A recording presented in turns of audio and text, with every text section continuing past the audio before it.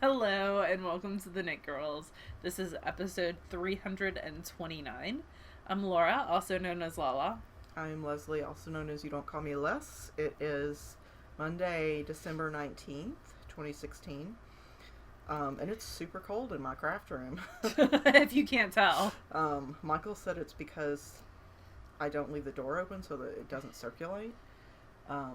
Could be. Maybe. Well, but you have your vents I are do, open. and there's a return vent down there, which I purposely, over there is where I have blocked a shelf of fabric and stuff, but where the return vent is purposely not blocked. Oh. But I think there's one behind the shelves here that is blocked, so I don't know. Anyway, it's cold, so we're actually wearing hand knits for once. Well, you are. Well, I am. I offered you hand knits. That's true. I have hand knits in my car, too. Mine are not good enough for Laura. Nope. Never. Anyway. Why don't you go first with works in progress? So I am working still on my Opal Advent Calendar socks because I cannot move past day 3. Well, to be fair, each day is like 150 yards of yarn or something. It's 15 grams, so I don't know, maybe 60 yards of yarn. Oh no, it seems like it's slow. Sorry. It seems like it's lasting forever. So this is the second one, and it seems like my gauge might have changed in there too, so that's super exciting. So I have the Opal Advent Calendar, and every day is 15 grams of yarn, and so I am doing scrappy socks. This is the second one, and I'm tying them all together with the same color heels, cuffs, and toes. So this is number 2, and I'm knitting them on there's a stitch that just fell. 9-inch circulars, which is a new experience for me. So that could be part of the reason why I'm moving a little bit slower. The next one I'm going to switch over to double points. Or not double points, 2 circulars. I don't know where double points came from. And this is the first one. So these 2 are going to go together.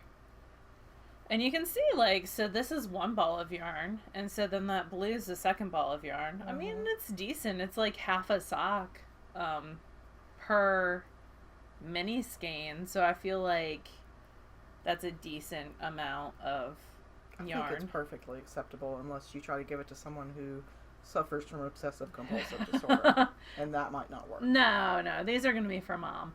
So this first pair is for Mom, and then I'm going to decide what I'm going to do with the rest. I think I'll just continue. For me, I think I'm fine with it. You know what would be fun is if you took 2 different ones and striped them. I could do that for one, too. But it's already like a self-striping pattern. Yeah, but it would break it up even more, you know? Yeah, could be. So these are Susan B. Anderson's Smooth Operator socks. So they've got this afterthought heel, which is what this line is right here. And I'm going to get probably through this mini skein ball, which is this much off. Oh, I can show you a mini skein ball because I haven't. So it's this much. So I feel like that's so I have that much left. That's like a decent chunk of yarn. How? You said it was 15 grams? Yeah. And most... Okay, I'll do the math while you talk. Okay. Oh, it's 63 meters. It tells you right there. Okay. So it's slightly more in yardage. Yeah, so it's like 65 yards. 67 yards. Is that right? The yardage is usually higher, or the meterage is usually 107 yards is 100 meters, I think. Okay. So 65, 70 yards, yeah. Yeah. So I should be ripping through these, and I'm not. But it is what it is. And then the gray that I'm using for the contrast is Volmaiza. Because it was like leftovers from a shawl that I knit. So I'm just continuing on with that. So that's the first thing. I totally put that stitch back on backwards. But I will fix that. And that is living in my Knit Spin Farm angry demonic goats bag. Do you see the demonic goats? They're very angry. They've got skulls. And then the second thing that I'm working on, I had some issues with. It is my Foolproof out of Handspun. And so I finished the length that I wanted on one side. So now it's on signatures as holders. And then I went to pick up and start knitting. And you do it so that the right side's facing you. And I just started knitting away. And I got like 6 rows done. I was like, that doesn't look right. Yeah, when they say right side, they actually mean the right side and not the wrong side should be facing you. So I picked it up and started working on the wrong side. But wouldn't that just mean you had an extra row? Isn't No, it would mean that my decreases and increases were slanting because it's on the bias. Okay. We're slanting the wrong way. And I have a stitch marker on the right side to tell me that that's the right side. But I was doing it with a puppy and a kitty on my lap, and I wasn't paying a whole lot of attention. So now I'm going the opposite way. And it's pretty darn long. Did you rip out what you did? And Yeah, I ripped out what I did. It was like 6 rows. It wasn't a huge amount. And now I'm going back the other way, and this will be it'll be like double that loopy scarf. Because that's just one side, basically. So, aside from having... Here, let me see that for a second. I have a question. Okay. So, I get that this is where you cast on, right? And so you knit it until it's sort of the beginning of a triangle shawl, right? So, aside from seam placement, is there any difference... Would it make any difference for you to just knit double the length on that side and then seam it together versus... length this way? You're not seaming it together though. You're knitting back into that triangle. Like you knit like another triangle. So there's no seaming? No, there's no seaming. Okay, well I'll have to see how you do that. I don't know. It's going to be a mystery until I read it. Because I'm terrible with like spatial reasoning, so... No, and if I was going to knit this again, I wouldn't do yarn overs in the middle of the triangle. I would do just open, make ones. Yeah. And then I wouldn't have these yarn overs that I randomly put on the sides. Whoops! Instead of make ones. I would just do knit front and back. All the time. Because apparently I am not allowed to use different kinds of decreases and increases in the same pattern. And I have a good bit left. Hopefully I have enough. I have another mini skein of this. If I don't have enough. And this is my hand spun from a Knit Spin Farm bat. And then that was plied with some gray. So, working our way through that. And that's in an Erin Lane bag. And that is all that I have on the needles because I finished something. I have one thing on the needles and some embroidery. So, I am working on still sort of chugging away on the toe-up sock with a difference. And it's a toe-up sock, but it's got a sort of a heel flap gusset style heel. And that's a Wendy Johnson pattern, right? It's a Wendy Johnson. It's free on her blog.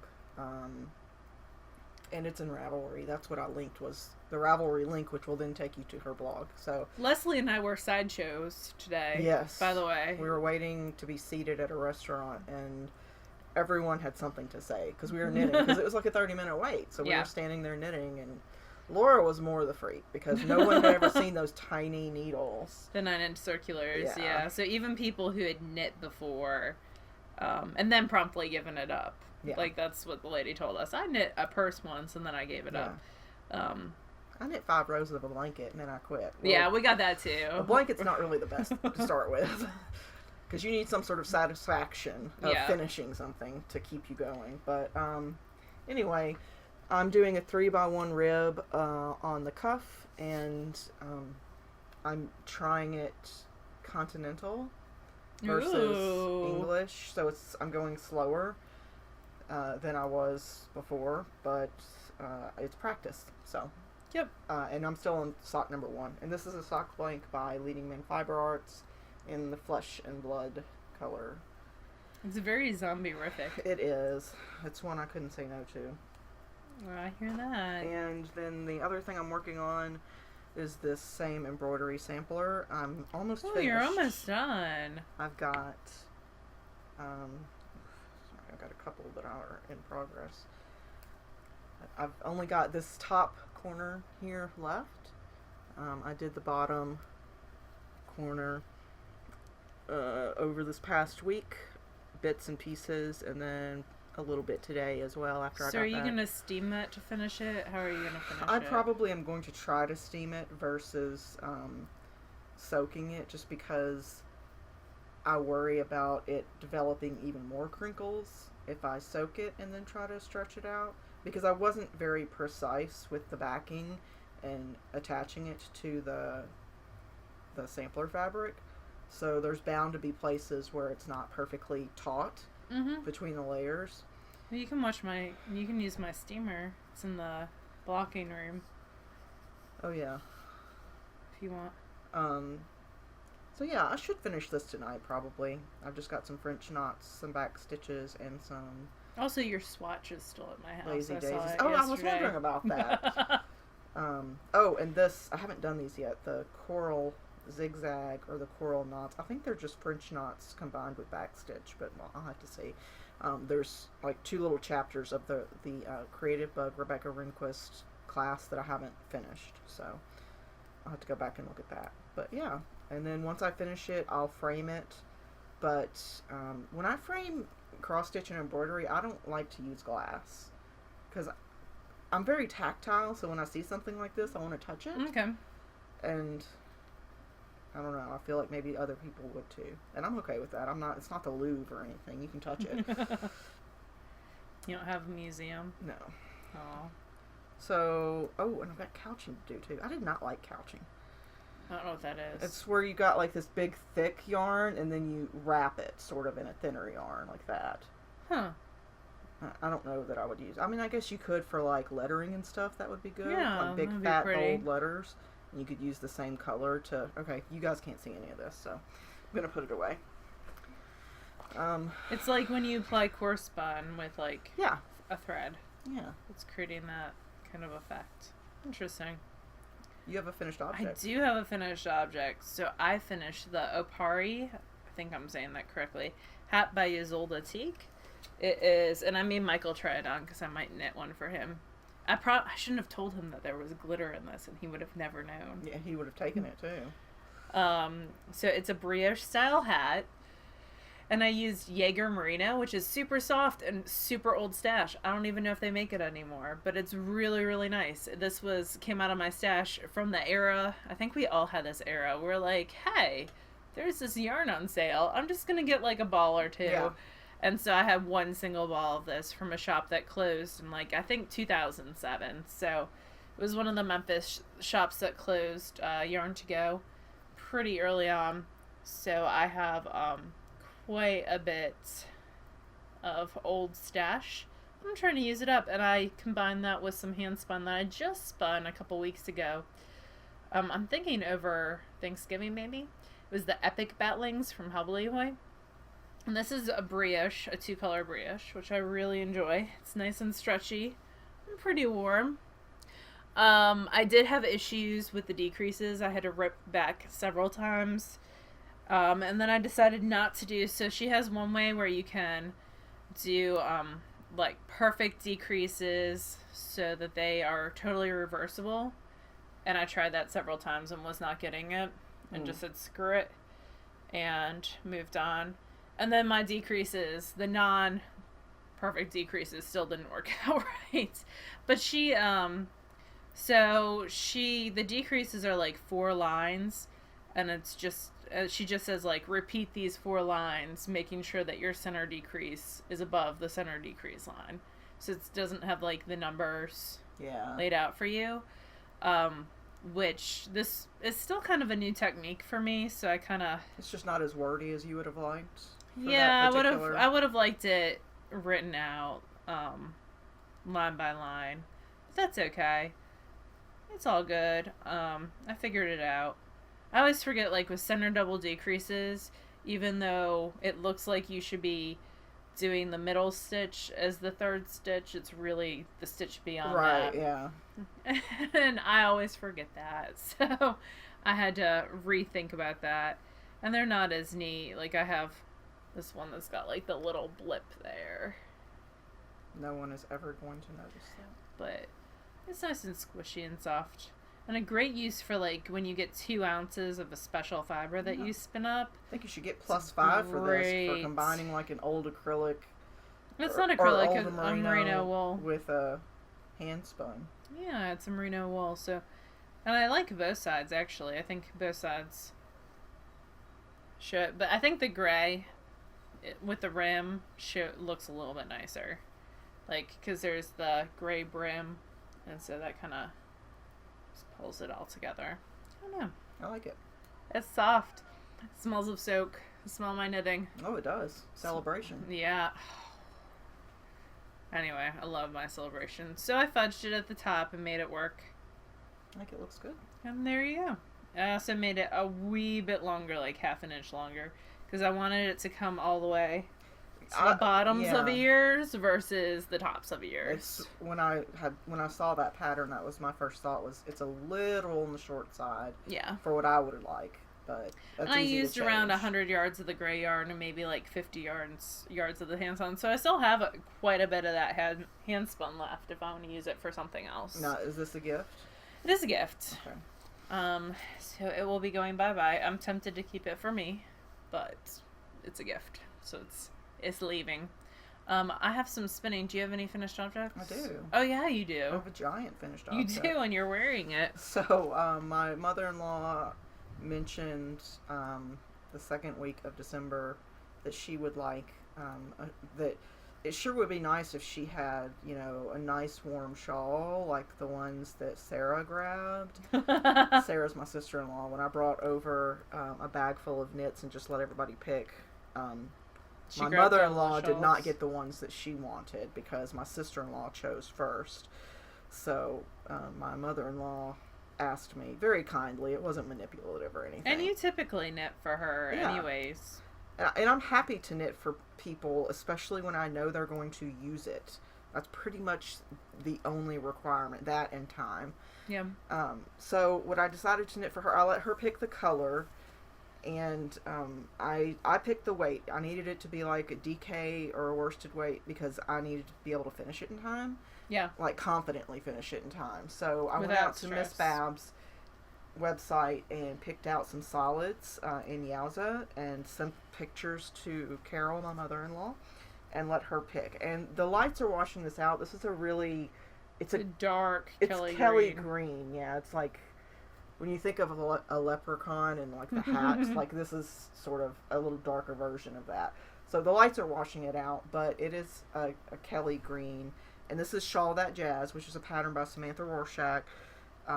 It is a pay-for pattern, but I already owned it because I've knit it once before. So, and I probably will knit it again because it's very mindless. It's just, so for the most part, you're knitting, I'm going to put this in front of you, So you're knitting this triangle back and forth, and it's in short rows, and it gets shorter and shorter and shorter and shorter, and eventually you work until you've only got 6 stitches in the middle that are unworked, and the only real pain in the butt is when you're picking up stitches between all those gaps from the short rows.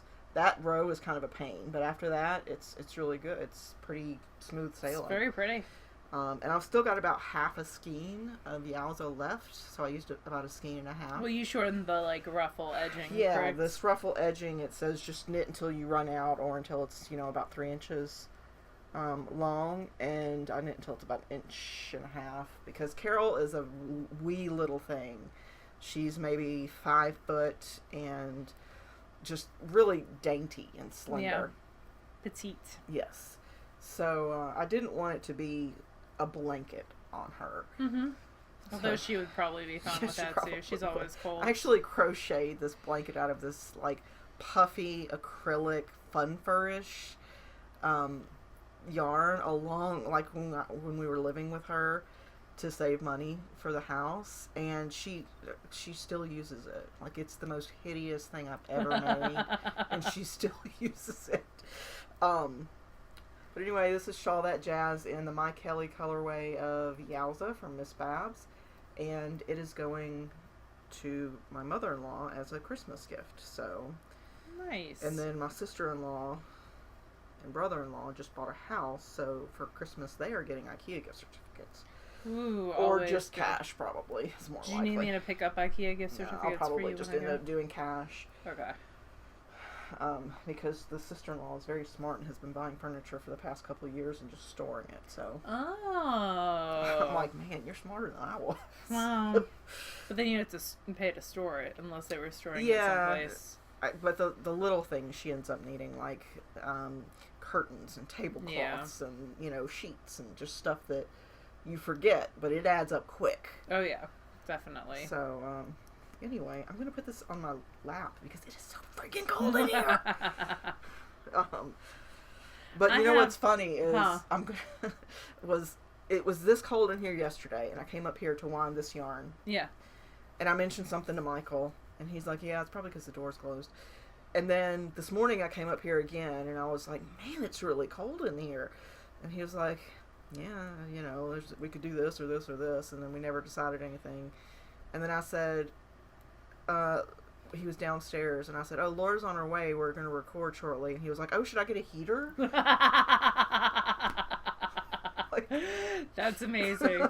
And then I drove all the way here, pulled into Leslie's driveway, like saw Michael walking the dogs, kind of like did a halfway if he couldn't see me, realized I had left my whole bag with all my stuff for the podcast back at my house, had to go back to my house, and then came back. Yeah. So that was fun. It's been a fun day. It has been. It's been like a comedy of errors for us today. But you have some spinning. I do have some spinning. I've been doing a lot of fleece washing, but the perfect thing to do while I'm washing fleece is to sit and spin. Because it's like 20 minutes of sitting, and then you get up and you move around. So that's really, really perfect. So the first thing that I finished this last Wednesday at night. Oh, wow, that's pretty. Thank you. These are, it's kind of, there you go, kind of. I got gold reflectors. I just have to put them up. Yeah. So, there we go. This is Howley-Hoy Cupcake was the colorway, Batlings. I actually bought 2 packs, so I got 4 ounces. And I'm spinning these on the reeves, so the shocked reeves. They are spinning up really, really nice. So I have this first 2 ounces done, and then I have it's like 2.2 ounces. And then I have another 2.2 ounces that I started spinning. And she actually included like 2 batlings with this that were also pink, so I just threw those in there as well. So that is the first thing, and that is on the reeves. And then the other thing that I've been spinning on the ladybug was, I finished yesterday that pink bobbin. And I think this is Ain't It Fun. It's a knitting color colorway. It's Superwash Targhee. It is the prize for November's Patreon. Mm-hmm. So I just have to apply this tomorrow. That is the plan. I'm going to IKEA with a coworker, who has a minivan, to buy some bookcases because I've outgrown the bookcases that I already have. But this is Superwash Targhee, so that should get plied. And I'll try to mail it before Christmas, but it might be. You might get to see it one more time. We can get it mailed. Yeah. So, well, I have no issue mailing stuff because I'm off all this week. It's just getting it applied first and washing it and having it dry by the time I leave. But we'll make it work. That is it for me for spinning. I have a new thing on the ladybug, but y'all probably won't see that because it's going to be a Christmas gift. But I've been putting pictures on Instagram. So I'll continue putting pictures of that on Instagram, and I'll put pictures on Instagram of the Targhee, and I'll also put it in my RAV projects probably, because it's pretty easy to do. Well, once you finish it, and the next time we record and talk about it, I can put a picture in. Ooh, look at you! You're so fancy. So fancy. I can use 1997 video editing techniques. Yes, picture in picture. That is it for me for spinning. I've been washing. I have some CVM fleece, so I've been washing around 4 ounces a day. It's so pretty. It's so pretty. It's really, really pretty. I did a Periscope, which I left up about it when it was raw back in October. So hopefully I'll Periscope, like, not as much. Periscope is like the Twitter version of Facebook Live. Oh, Jesus. So. And Periscope, I think, existed first. I don't know. I think people do both. I don't follow... I'm not on Periscope as much. But when I'm wanting to do, like, a quick video, it works pretty well. And now you can save them. When it first came about, it was like, you have to get rid of... Like, they would expire after 24 hours. Now you can set it so that they stay. Which is what I need to... Like, I did a bunch of SSK Periscopes. Yeah. And so I need to change that setting this year when I do SSK Periscopes. They're fun. But It's good for live video when you have Wi-Fi. Oh. If you don't have Wi-Fi, it doesn't work very well. I did it at Acreworks Studio. It's good for just little snippets. Like, hey, this really cool thing's happening, and I have Wi-Fi. Like, it'd be good for Maryland Sheep'em-Wool if Maryland Sheep'em-Wool had Wi-Fi. Yeah. It doesn't. Or reliable. Well, that's Cell usually service. Rhinebeck is the one. That's truly bad, yeah.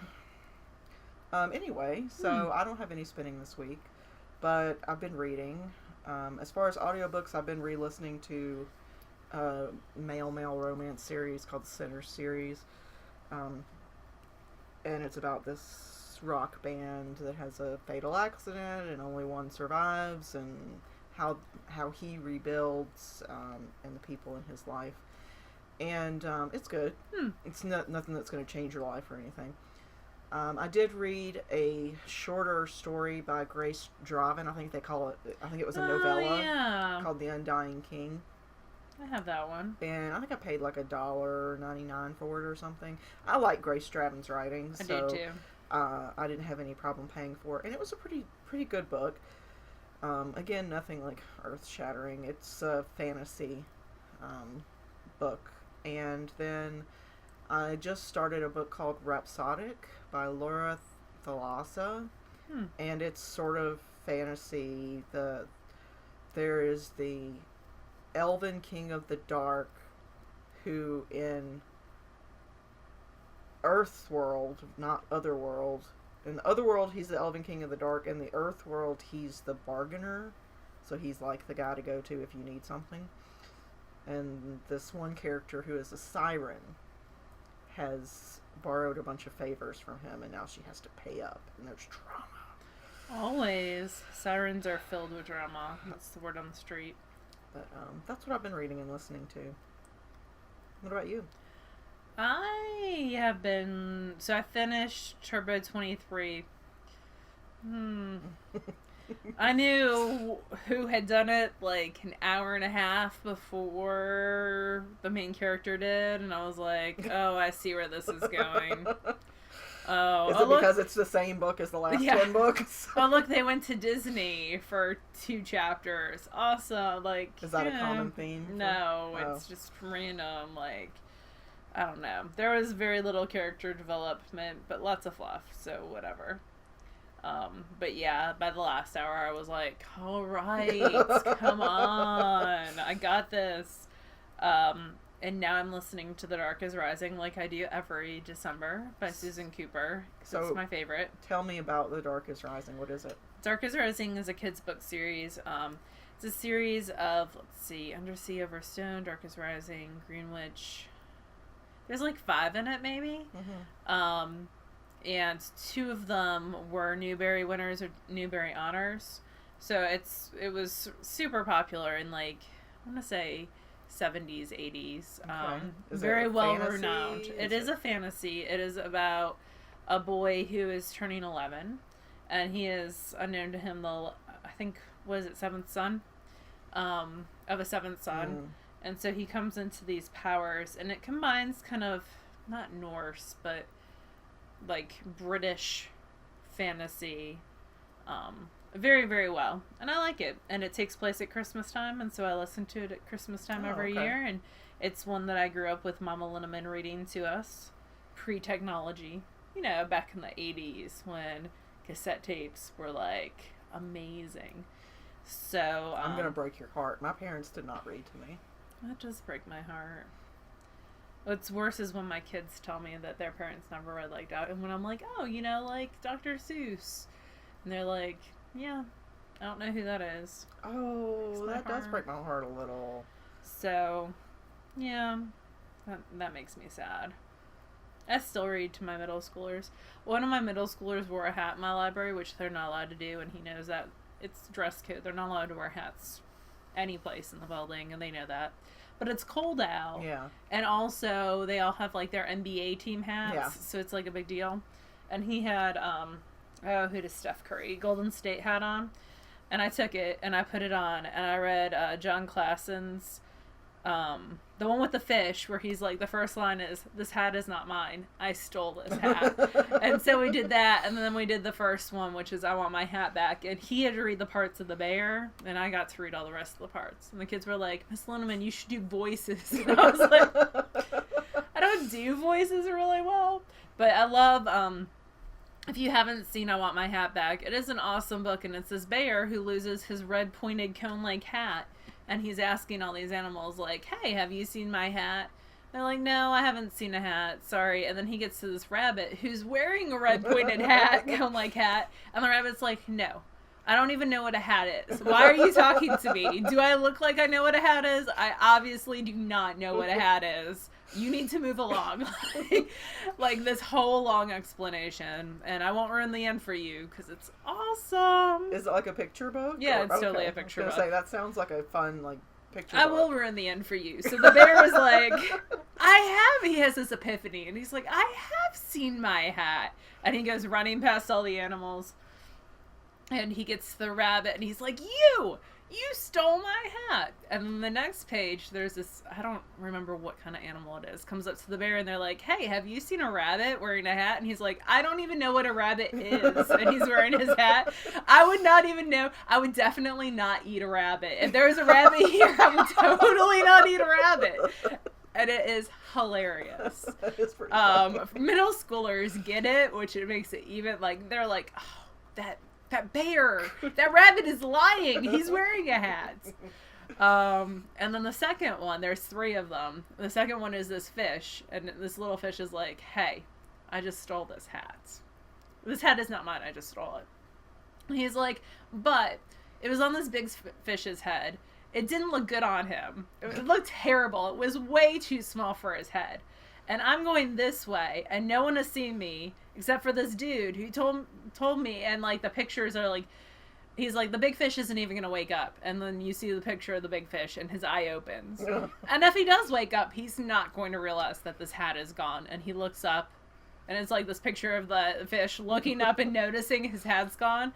And if he does notice it's gone, he's totally not gonna know that it was me that took it. And then the fish is like,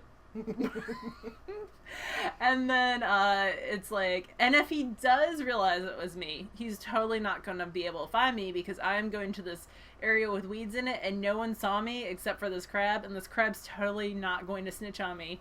And so you see the big fish going by the crab, and the crab's like, and he went that way. It's so awesome. And the third one just came out in November, and it's these 2 tortoises. It's like a Western, and they find a hat, but they can't both have the hat, so they decided to abandon it. But one has issues with the decision. I'm going to have to time you out on this. So it's a series. They're by John Klassen. They're really, really good. They're some of my favorites. Just because they're like, you really, you can teach kids about inferencing really, really easily with them. And even my middle schoolers love to be read to. Yeah. Which is what I'm, and if they do something they're not supposed to, then I steal their hat and I make them read to me to get it back. So it was super fun. I enjoyed it, and they were all laughing, so I think they enjoyed it too. But I have a good time in my library. That's a good alternative to, just writing the kid up. Oh, I'm not going to write someone up for wearing a hat. You know what I mean, though. But yeah. From discipline to make it for small things. I mean, clearly. Yeah, obviously that's not going to work if someone's like throwing stuff at me. But for a small thing like that, to just laugh it off. And at the end, he got his hat back, and that's all he was concerned about. Because you take a kid's hat like that, and that is... It's a status thing. A, it's a status thing. And B, like, that, like, they will shut down. You've lost them. Yeah. You've lost that rapport, that relationship that you've built with them. And they all think I'm crazy anyways, because I am. So making them read to get it back, that's amazing. It only works with kids that are going to be able to read the text, though, and not stumble over it. Yeah, that would be a torture. Not an embarrassment thing. But anyway, I Want My Hat Back is a great book. And if you haven't bought books for your kids for Christmas, that's a good one. So, anyway, and that's the guy who did the illustrations for Extra Yarn. Mac Barnett wrote Extra Yarn, but John Klassen, I think, did the illustrations. He does tons of illustrations for people, so he's pretty cool. He's a good one to follow on Twitter, too. Along with Mo Willems. I don't follow anyone on Twitter. Oh, I follow a lot of kids book authors for sure, and teachers and other librarians. Twitter is my professional development. If only that were true. If only, I feel like there should be a little subtitle. Only if it counted. But anyway, it's a good way to get ideas. So we have the first draft club giveaway to give away. Yes, sorry, let me get to this pearl stitch. Yeah, you're fine. And my head's been down most of this episode. Sorry. I'm trying to, like, I can't knit and purl without looking continentally yet, so I'm sorry about that. Alright, so we're going to pop over to the forums. Y'all are just going to have to trust me on this because I didn't set up the whole other thing. Sorry. My Fitbit's buzzing. It says I have not taken 250 steps. Hey, lady. I love that setting, though, because if I'm sitting for a long time, it's like, yeah, you need to get up and move. Alright, so this was for a 3-month membership to the White Knight version of the Dresden Files book or yarn club from the first draft. Is it Fiber Club? It's Fiber Club, right? Is it Fiber? That's what you said. Oh, I have no idea. It doesn't say. I think we said Fiber before. I don't know. Does it say in your thing that you wrote about it on Ravelry? Club giveaway. Oh, wait, I don't know. We're terrible. Yarn or fiber? I'm pretty sure it's yarn. You know what? Let's go and check. We're the least prepared podcasters ever. It's been fiber in the past. Let's see if she's got like a listing up. Maybe that'll tell us. Oh, that's pretty. Okay.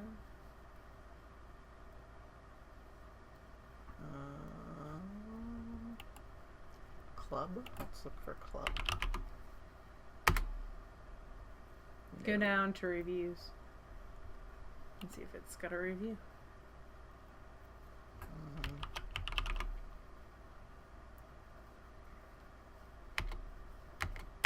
Nope. Okay, we don't know if it's yarn or fiber. Probably. She does more fiber than yarn, so I will contact her to make sure. But okay, so we had 189 posts. The first one was mine. So I'm going to choose between number 2 and number 189. And I'm going to double check that number just to be sure. Yeah. 189. Okay. So our number is... Although someone posted twice because there were 188 voices. They might have deleted it. 95 is the winning number. So let's go back. It's going to be on the 4th page. 95 is K.S. Doden. Yep. She only posted once. Yes, and she likes the Dark Tower series by Stephen King. I like that one as well. And Girl with the Dragon Tattoo. Oh, the person above her said Nancy Drew. I like that too. Oh, that's a good idea. Iron Druid. You guys had some good suggestions. So, Iron Druid's good too. Doden, number 95. I will get in contact with Lindy from the first draft and get her in contact with you so you guys can exchange information and you can get your membership. Very cool. We are taking next week off for Christmas, so we will be back after the first of the year.